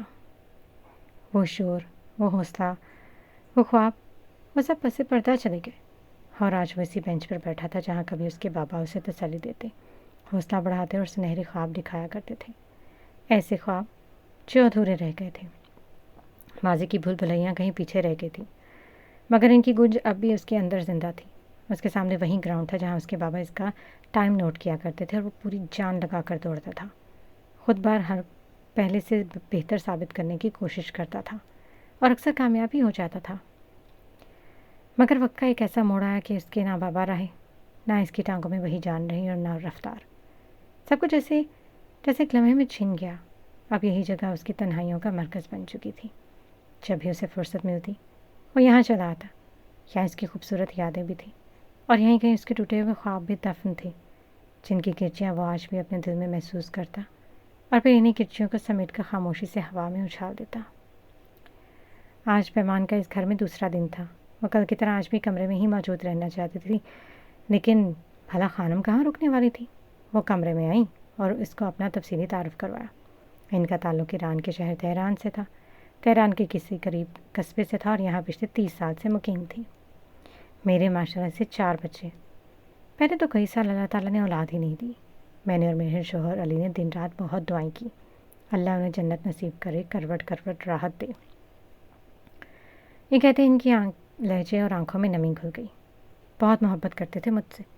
خانم نے پیمان کی طرف دیکھا، اچانک ایک پل کے لیے خاموش ہو گئی، جیسے ماضی کے کسی دھندے دریچے میں جھانک رہی، پھر دوبارہ گویا ہوئی۔ اور بہت خیال بھی رکھتے تھے۔ شادی کے کئی سال بعد جب اولاد نہ ہوئی اور میرے دل میں جو اولاد کی خواہش تھی، ہم نے پہلے عبید کو گول لے لیا اور پھر ٹائنا اور جولی کو۔ وہ دونوں کافی بڑی تھی، اس لیے آج بھی اپنے مذہب پر ہے، لیکن ایک لمبے عرصے کے بعد میری وہ دعائیں قبول ہوئیں جو میں مانگتی رہتی تھی۔ اللہ نے مجھے حازم دیا۔ علی صاحب میرا بہت خیال رکھتے تھے، بہت محبت کرتے تھے، لیکن زندگی اور موت اللہ کے ہاتھ میں۔ ان کے جانے کے بعد بہت کٹھن وقت بھی دیکھا، خود کو مشکل میں بھی پایا، لیکن اللہ پر توکل کیا اور سب مشکلات سے نکل آئی۔ اب سارے بچے اپنے اپنے کاموں میں مصروف ہیں۔ میرے پاس فارغ وقت تھا تو میں نے یہاں جاب شروع کر دی۔ ایلس بہت اچھے انسان ہے، مجھے تاکید کی کہ مجھے سر نہ کہا کریں، میرا نام لیا کریں، سب کا بہت خیال رکھتے ہیں۔ ان کے لہجے میں سب کے لیے محبت اور احترام صاف ظاہر تھا۔ انہوں نے شکر کے ساتھ بات ختم کی۔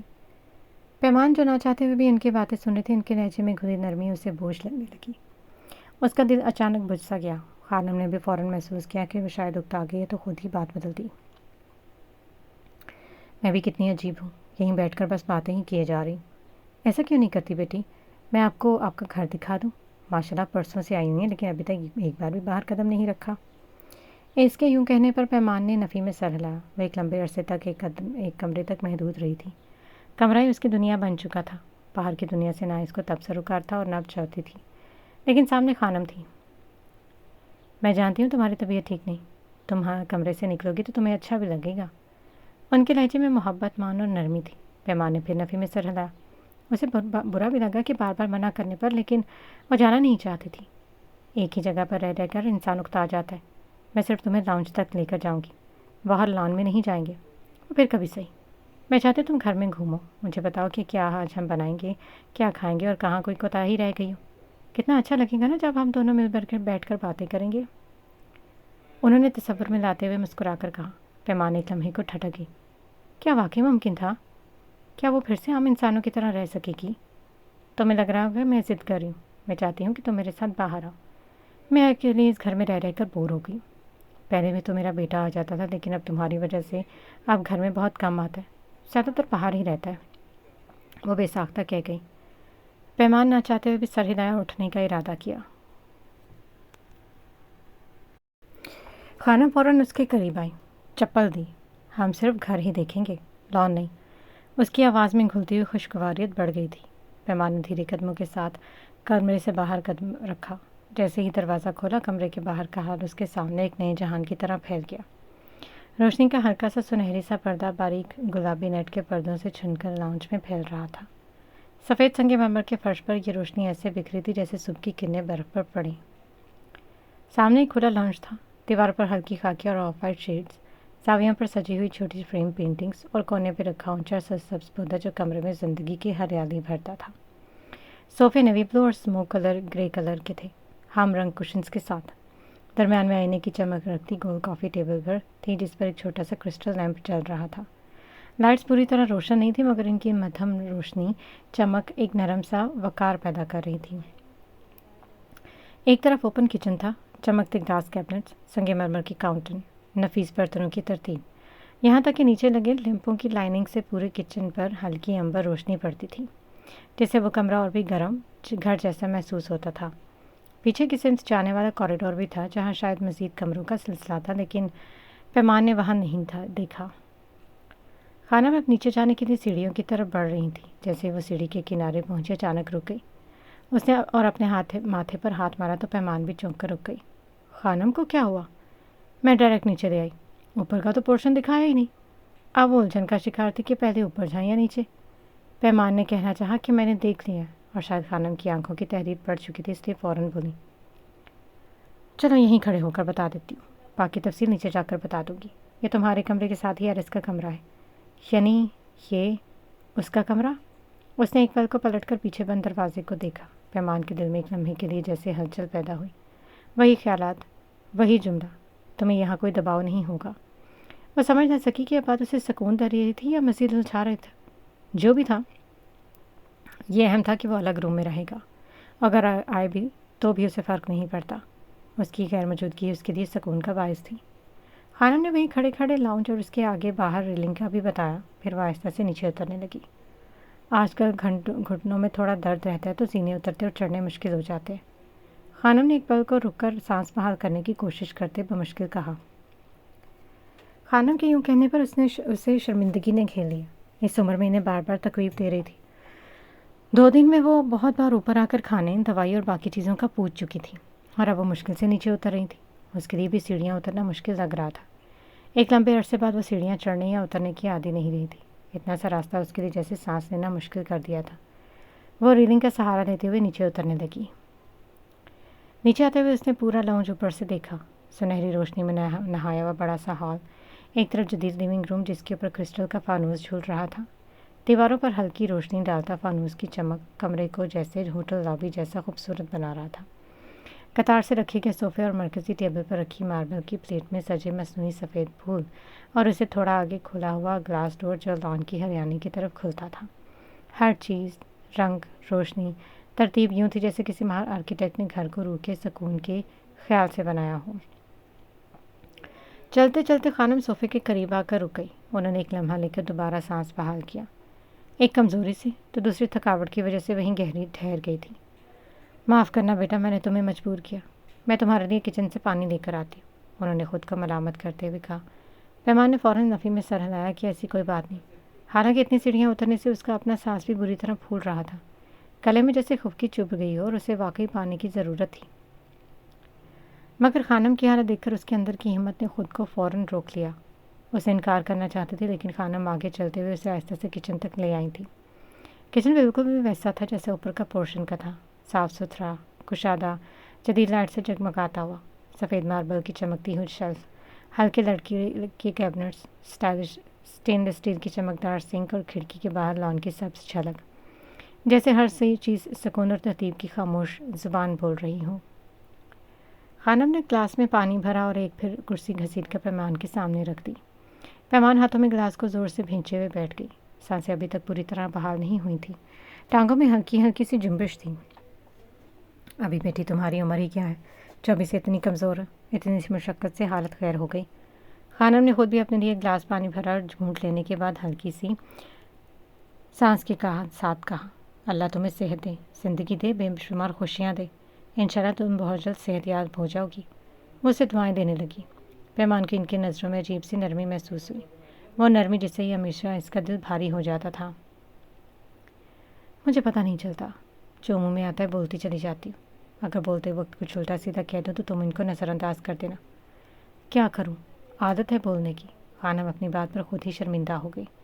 پیمان نے ہونٹوں کو ذرا سا ہلایا، مسکرانے کی کوشش ضرور کی، لیکن وہ مسکراہٹ برسوں پہلے اس کے چہرے سے غائب ہو چکی تھی۔ اس نے بس ہونٹوں کے کونے ذرا سا ہلائے۔ خانم اس کی اسی کوشش میں ایسی نیک نگاہوں سے اسے دیکھ رہی تھی۔ یہ چھوٹی سی حرکت بھی اس کے لیے ایک بڑی کامیابی تھی۔ اللہ تمہیں بے شمار خوشیاں دے، مسکراہٹیں تمہارے چہرے کا احاطہ کرے، زندگی کی رونقیں بھرپور ہوں، وہ اس کی بلائے لیتے ہوئے بے اختیار کہہ رہی تھی۔ پیمان نے سر جھکا لیا۔ وہ نہیں چاہتی تھی کہ یہ دعائیں کبھی قبول ہوں، اور وہ آمین بھی نہ کہہ سکی۔ خانم کافی دیر تک اس کے پاس بیٹھی باتیں کرتی رہی۔ پیمان سنتی رہی، کبھی ہاں کبھی نہیں، کبھی خالصی نگاہ۔ پھر جب بے چینی بڑھنے لگی، دل سینے میں تنگ ہونے لگا، تو وہ آہستہ سے اٹھ کر اپنے کمرے میں چلی گئی۔ خانہ بس اسے جاتے ہوئے دیکھتی رہ گئی۔ رات کا کھانا خاموشی سے کمرے میں کھایا تھا۔ خانم نے نیچے کچن سے دودھ کا گلاس لینے کے لیے جانے والی تھی جب پیمان نے اشارے سے منع کر دیا کہ وہ خود ان کے ساتھ چلتی ہے۔ اوپر کے پورشن کا کچن شاید استعمال میں نہیں تھا، اس لیے وہ بار بار نیچے جا رہی تھی۔ ایک طویل عرصے بعد وہ خود باہر آئی تھی۔ خانم نے فوراً اس کی بلائیں لینا شروع کر دی۔ یہ معمولی بات نہیں تھی۔ آج پھر اس نے نیند کی آدھی گولی لی تھی۔ خانم نے باقی دوائیوں کے ساتھ وہ بھی دے دی تھی تاکہ وہ سکون سے سو سکے۔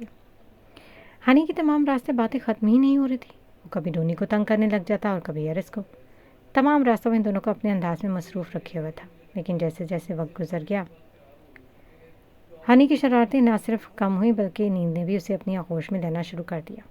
ابھی گھر آنے میں کچھ وقت تھا اور وہ آہستہ آہستہ خواب نیند کی آغوش میں چلا گیا۔ گاڑی کی پشت سے ٹیک لگا وہ ایرس کے کندھے سے لگا سو رہا تھا۔ ایرس نے بھی اسے جگایا نہیں، نہ ہی اسے ہلایا۔ وہ لیپ ٹاپ سامنے کیے اسکرین کو دیکھے جا رہا تھا۔ دل میں ایک خوشگوار احساس تھا جو اسے ایک نرم سے احسار میں لیے ہوئے تھا۔ جب تک وہ گھر پہنچے، گھر کے باہر اسٹریٹ لائٹس چل رہی تھیں اور گھر کے اندر بھی نائٹ لیمپ روشن تھے جو گھر کو نیم روشن کر رہے تھے۔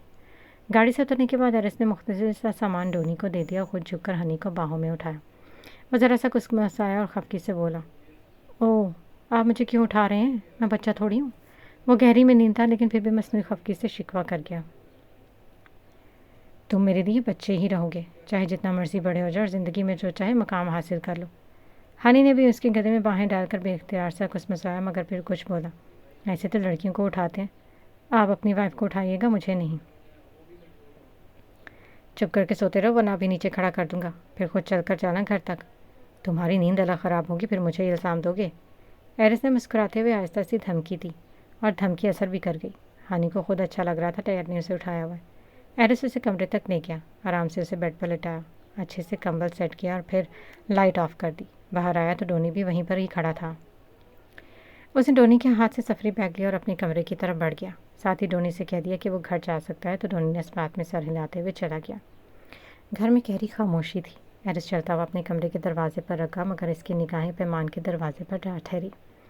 اپنا کمرہ کھولنے کے بجائے اس کے قدم خود بخود پیمان کے کمرے کی جانب اٹھ گئے۔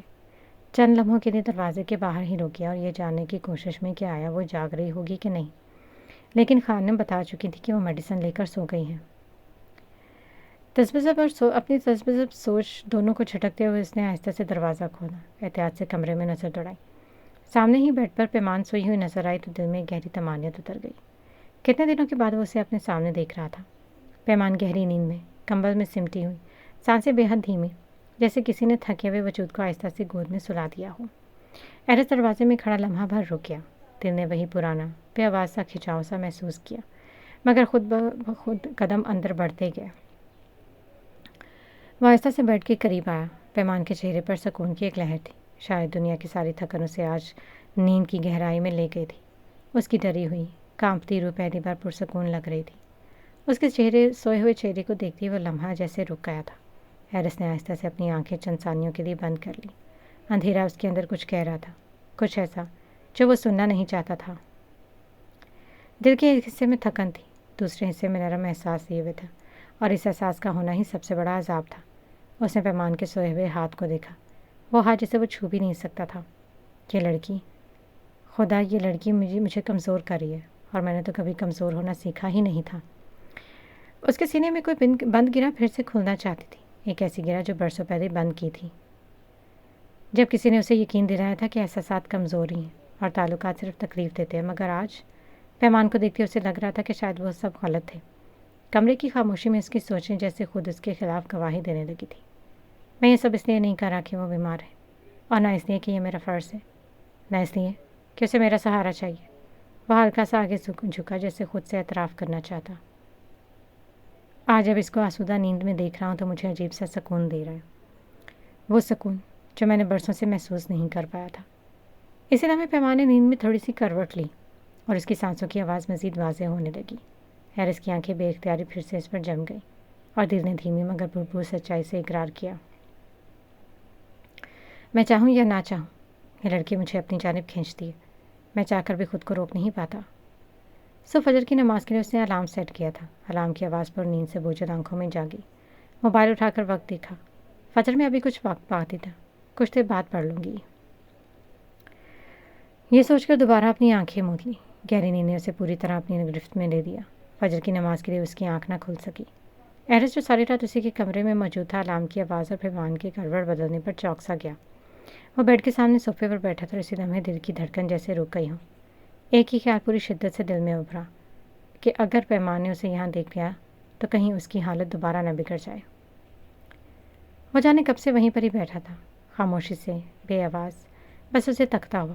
اسے پتہ نہیں چلا کہ کب فجر کی اذان ہوئی، کب رات سرکتی ہوئی صبح میں بدل گئی۔ پیمان نے نیم جاگی حالت میں ہاتھ بڑھا کر الارم بند کیا تو ایرس سوچ میں پڑ گیا۔ ابھی کمرے سے چلا جائے۔ وہ کسی قیمت پر بھی اس کا سکون برباد کرنے کا سبب نہیں بننا چاہتا تھا۔ وہ یہاں آ کر کچھ حد تک پرسکون تھی اور یہی سکون اس کے لیے سب سے اہم تھا۔ ایرس نے جیسے ساری رات کی ٹینشن چھوڑ کر اندر ہی اندر شکر ادا کیا کہ وہ نہیں جاگی۔ پھر بنا کوئی آہٹ کیے بہت آہستگی سے چلتا ہوا کمرے سے نکل گیا۔ اپنے کمرے میں پہنچتے ہی اس نے ایک لمبی بھاری سکون اور سانس بھری، جیسے دل نے پہلی بار ساری رات کا بوجھ اتار پھینکا ہو۔ نماز پڑھ کر جیسے اس نے اپنا ہاتھ چہرے پر پھیرا، دل کے اندر نرم تاثرات پھیل گئے۔ وہ جائے نماز پر ہی کھڑا رہا کچھ لمحوں تک، جیسے دل ہی نہیں مان رہا تھا کہ یہ سکون واقعی اس کے اندر جنم لے رہا ہے۔ کبھی وہ خدا کے وجود سے انکاری تھا، کبھی مذہب کو صرف ایک رسم کہہ کر آگے بڑھ جاتا تھا، مذہب کو سوائے جنگ و جدل اور انسانیت کا قتل کا نام دیتا تھا۔ اور آج اسی خدا کے سامنے کھڑا تھا، سر جھکائے، دل پر سکون کیے۔ اس کے اندر بہت کچھ بدل رہا تھا۔ اس کے ذہن میں ایک ہی تصویر ابھری تھی، اس گہری سیاہ رات میں جب وہ بے خوف ہو کر کہہ رہی تھی اللہ۔ وہ زیر لب بڑبڑایا، اس کی آنکھوں میں دیکھتے بولا، حقیقت کی دنیا میں واپس آؤ، اور اگر ایسی کوئی طاقت ہوتی تو تمہیں کیوں آزمائشوں میں ڈالتی؟ کیا تمہیں ابھی لگتا ہے کہ میرے علاوہ یہاں پر ایسا کوئی ہے جو تمہاری مدد کرے گا؟ اپنی اس فرضی دنیا سے باہر آؤ۔ کہاں ہے پھر وہ تمہاری مدد کیوں نہیں کر رہا؟ اس کسی آنکھوں میں دیکھتے ہوئے استفسار کیا، بلکہ اس کا تمسخر اڑایا تھا۔ وہ انہیں کو ملتا ہے جو اسے پانے کی کوشش کرتے ہیں۔ میرا اللہ ضرور کوئی سبب بنا دے گا، تم جیسوں کی کوئی حیثیت نہیں ہے اس کے سامنے۔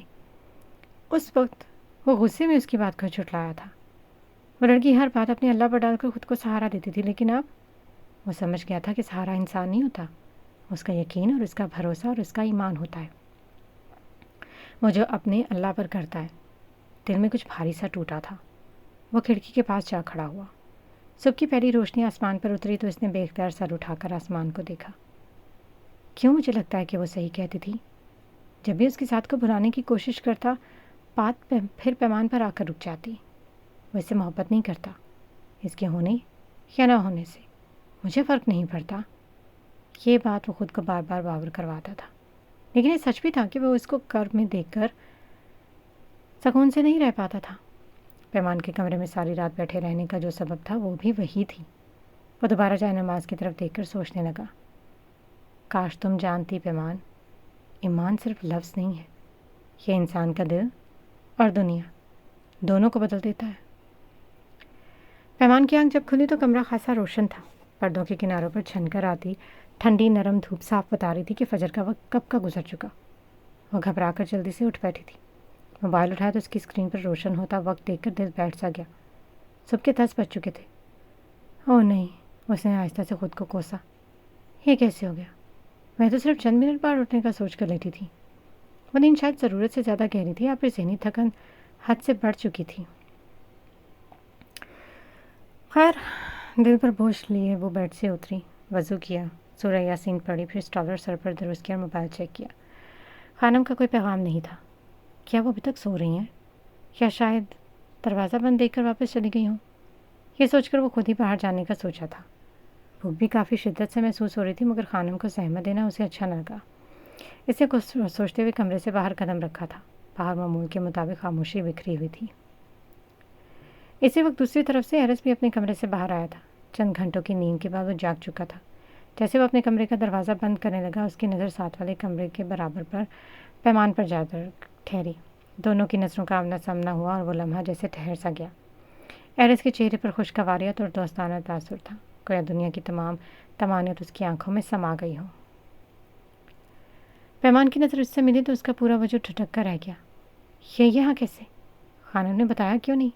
اس کی موجودگی کی ذرا برابر توقع نہیں کر رہی تھی۔ پیمان کی آنکھیں حیرت سے پھیل گئی۔ اس کے چہرے پر پریشانی اور خوف کے ہلکے ہلکے سائے تیزی سے ابھر آئے۔ دل کی دھڑکن بے ترتیب ہونے لگی تھی۔ ایرس نے اس کے چہرے کی گھبراہٹ نوٹ کر لی۔ وہ اس کو ویلکم بھی نہیں کر پایا تھا۔ اس کے تاثرات اس کی دلی کیفیت کا پتہ دے رہے تھے۔ کچھ بھی کہنے سے پہلے وہ رک گیا۔ پیمان نے ایک پل میں فیصلہ کیا اور واپس پلٹ کر اپنے کمرے میں جانے لگی۔ ایرس کے اندر بہت کچھ ٹوٹا تھا۔ اسے آہستہ سے پکارا، پیمان۔ وہ پل بھر کو رک گئی۔ دل کی دھڑکن تیز اور ہاتھ دروازے کے ہینڈل پر سختی سے جم گئے۔ ہینڈل پر اس کی انگلیاں بے اختیار سخت ہو گئی۔ ایرس نے اس کی بند مٹھی دیکھی۔ اس کی کیفیت سمجھ لینا مشکل نہ تھا۔ پیمان کچھ بول نہ سکی۔ اس کے ذہن میں ایک ہی سوال گردش کر رہا تھا، خانم نے اسے بتایا کیوں نہیں؟ ایک پل کو اس کے دل میں بدگمانی جانی اور خانم سے ناراضگی بھی۔ پیمان۔ ایرس نے دوبارہ اس کو نرم لہجے میں مخاطب کیا۔ پیمان کی مٹھی مزید سختی سے بند ہو گئی۔ وہ اس کی کیفیت سمجھ گیا تھا۔ چند لمحوں تک وہ دروازے کے سامنے کھڑا رہا۔ شاید وہ پلٹے، شاید بات کرے، مگر جب کوئی جواب نہ ملا تو آہستہ سے پیچھے ہٹا اور کچھ بھی کہے بغیر وہاں سے چلا گیا۔ دوسری طرف پیمان کمرے میں داخل ہوتے ہی دروازہ بند کیے گہری سانسوں سے خود کو سنبھالنے کی کوشش کرنے لگی۔ وہ بیڈ پر بیٹھ کر اپنے خشک گلے کو تر کرنے کی کوشش کرنے لگی۔ پھر اچانک ذہن میں خیال چپ کر ابھرا، رات دروازہ لاک بھی نہیں کیا تھا تو کیا وہ اندر آیا ہوگا؟ اسے فوراً پلٹ کر دروازے کو دیکھا۔ یہ پہلا لمحہ تھا جب ان دونوں کا اس گھر میں آمنا سامنا ہوا تھا، اور اس چھوٹے سے لمحے میں دنیا جیسے تھم سی گئی تھی۔ خانم کچن میں سب کے لیے ناشتہ بنا رہی تھی۔ ان کے چہرے پر سنجیدہ تاثرات تھے۔ انہوں نے ایرس کو باہر جاتے دیکھا تھا، آواز بھی دیکھی، لیکن وہ متوجہ ہوئے بغیر باہر چلا گیا تھا۔ اللہ خیر کرے، خانم نے دل پر ہاتھ رکھتے ہوئے کہا، ورنہ تو وہ ہمیشہ حوال پوچھ کر ہی جاتا ہے۔ اس بار کیا ہوا ہے؟ کیا وہ دونوں مل چکے ہیں؟ کیا ان کے درمیان کوئی بات ہو گئی ہے؟ وہ سوچے بنا نہ رہ سکی۔ کھانا بناتے ہوئے بھی خانم کا دھیان بار بار اسی کی جانب جا رہا تھا۔ ہنی بھی آیا ہے تو اس لیے انہوں نے سب کے لیے کچھ خاص بنانے کا سوچا تھا۔ اسی وجہ سے ناشتہ تیار کرنے میں کافی وقت لگ گیا۔ کچھ دیر بعد ہنی بھی اٹھ کر آ گیا، لیکن ایرس ابھی تک نہیں آیا تھا۔ خانم نے پیمان کو ٹیکسٹ کیا تھا تاکہ پوچھ سکے وہ ناشتہ نیچے سب کے ساتھ کرے گی یا کمرے میں پہنچا دے۔ بھوک نہیں، پیمان نے کچھ پل کے بعد ٹیکسٹ کیا تھا۔ خانم ایک پل میں سمجھ گئی۔ ہنی فریش اپ ہونے کے بعد باہر آیا تو خانم کچن میں ہی تھی۔ کچن میں آتے ہی کسی کے ہونے کا احساس ہوا۔ آتے ہی حال احوال پوچھا، رات تم لوگ آئے تو مجھے پتہ ہی نہیں چلا اور نہ ہی مجھے کسی نے جگایا۔ خانم نے آہستہ سے کہا، کافی لیٹ ہو گئے تھے اس لیے۔ اس نے کندھے اچکاتے وجہ بتائی۔ پیمان آنٹی کدھر ہے؟ کیا وہ اپنے کمرے میں ہی ہے؟ ہنی نے ارد گرد دیکھتے ہوئے استفسار کیا۔ وہ اپنے کمرے میں ہی ہوگی۔ اور ڈیڈ، کیا وہ بھی وہیں ہے؟ کچھ دیر پہلے باہر گئے۔ وہ بہت اجلت میں تھے، کچھ پریشان بھی لگے۔ انہوں نے اندازہ لگاتے کہا، مجھے نہیں معلوم ان دونوں کے درمیان میں کیا معاملہ ہے، اور نہ میں کوئی اندازہ لگانا چاہتی تھی۔ شاید انہیں ابھی کچھ وقت چاہیے۔ ایسا ہو جاتا ہے کبھی کبھی۔ وہ بے رب سا بولتے ہوئے خود کو اور ہنی کو تسلی دے رہی تھی۔ وہ اصل وجہ جاننے سے قاصر تھی، لیکن کچھ حد تک سمجھ ضرور گئی تھی کہ ان کے آپس کے معاملات ٹھیک نہیں۔ ڈیڈ آ جائیں تو پھر ہم ان کے ساتھ ناشتہ کریں گے، لیکن پہلے میں پیمان آنٹی سے ملنا چاہوں گا۔ وہ تھوڑا کنفیوز تھا۔ ایک تو لمبے عرصے کے بعد مل رہا تھا، دوسرا حالات بھی کچھ ایسے تھے کہ وہ براہ راست ان سے ملنے سے جھجک رہا تھا۔ ایرس بھی یہاں پر نہیں تھا۔ پیمان نے تو کہا ہے کہ اسے بھوک نہیں ہے، لیکن تم اس کے کمرے میں جا کر اس سے مل لو۔ خانم کے لہجے میں نرمی تھی۔ ہنی پوری طرح مطلب نہ سمجھ سکا، مگر سر ہلا کر سوچنے لگا کہ کیا وہ خود جا کر ملے یا ڈیڈ کا انتظار کرے۔ ہم نے پیمان آنٹی کے لیے گفٹ بھی لیا، نہیں بلکہ ڈیڈ نے ان کے لیے ایک کیوٹ سا گفٹ لیا، مجھے وہ بھی دینا ہے۔ क्या भी चलेंगी मेरे साथ? खानम जूस बना रही थी। एक लम्हे को रुक कर उसे देखा। वो उलझन में थी कि साथ जाएं या रहने दें। आप आइए ना, पता नहीं इनका क्या रिएक्शन होगा। आप चले, मैं आती हूँ। ज़रा सा काम रहता है। बेफिक्र हो, वो बहुत अच्छी लड़की है। बड़ों में जो भी इख्तलाफात सही, लेकिन वो तुमसे नाराज़गी नहीं दिखाएगी। और वैसे भी बीमारी में इंसान थोड़ा चिड़चिड़ा हो जाता है, ये कोई बड़ी बात नहीं है। उन्होंने एक पल को उसकी जानिब देखा था और धोने वाले बर्तन सिंक में रखते दोबारा बोली, अच्छा दिखाओ, क्या गिफ्ट लाए हो? यकीनन बहुत अच्छा होगा। खानम ने थोड़ा पुरजोश होते कहा। वो हनी के अफसरदा होते चेहरे को नहीं देखना चाहती थी। वो डैड के कमरे में ही होगा, मैं लेकर आता हूँ, आप तब तक काम ख़त्म करके आ जाए। उन्होंने सर हिला दिया और हनी हैरिस के कमरे की जानिब बढ़ गया।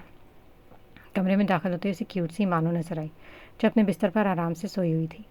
सफ़ेद बड़े बड़े नरम बालों वाली वह क्यूट सा बिल्ली का बच्चा नींद में सर उठाकर देखने लगा। इसका छोटा सा घर बड़ी मोहब्बत से तरतीब दिया गया था। हनी ने बास्केट उठाई, गहरी सांस ली, फिर किचन की तरफ देखा। खानम ने अंगूठा दिखाकर विक्ट्री का निशान बनाते जाने का इशारा किया और बेस्ट ऑफ लक कहा था। वह सर झटकते हुए वापस मुड़ा और पैमान के दरवाजे को एक पल को रुका और हौसला जमा करते दस्तक दी। वह इंतज़ार करता रहा, मगर कोई जवाब नहीं मिला। अंदर पैमान ने चौंक कर दरवाजे की तरफ देखा। उसका दिल न जाने क्यों सिकुड़ कर फैला था। 2 मिनट बाद दोबारा दस्तक हुई, फिर भी उसने पेशरफ्त नहीं की। अगर खानम होती तो ज़रूर साथ आवाज़ देती, लेकिन बाहर बिल्कुल खामोशी थी। पैमान अपनी जगह पर सिमट कर बैठ गई। उसने दिल में फैसला कर लिया कि वह दरवाज़ा नहीं खोलेगी। उसे यकीन था कि बाहर एरिस खड़ा होगा। 5 मिनट तक जब इसने दरवाज़ा न खोला तो आखिरकार हनी को बोलना पड़ा, पैमान आंटी, दरवाज़ा खोले, मैं हूँ हनी। उसने मुख्तसर तारफ़ करवाया, फिर खानम की तरफ देखा कि शायद उन्होंने बताया हो, मगर वो भी उसके पीछे खामोशी से आकर खड़ी हुई थी। हनी? पैमान ने हैरानगी से सामने आईने में खुद को देखा। अचानक उसे वो छोटा सा हनी याद आया जो ज़रा सी बात पर गुस्सा हो जाता था। फिर उसे अनिया के साथ लड़ना झगड़ना और मौज मस्ती करना याद आया था। खुशगवार यादों का एक झोंका एक लम्हे भर के लिए बाहर खींच लाया। दरवाजे के बाहर हनी की आवाज़ दोबारा आई। वो फिर से कह रहा था कि दरवाज़ा खोल दें। वो अपनी जगह पर उलझन में डूब गई। खोलूं या नहीं?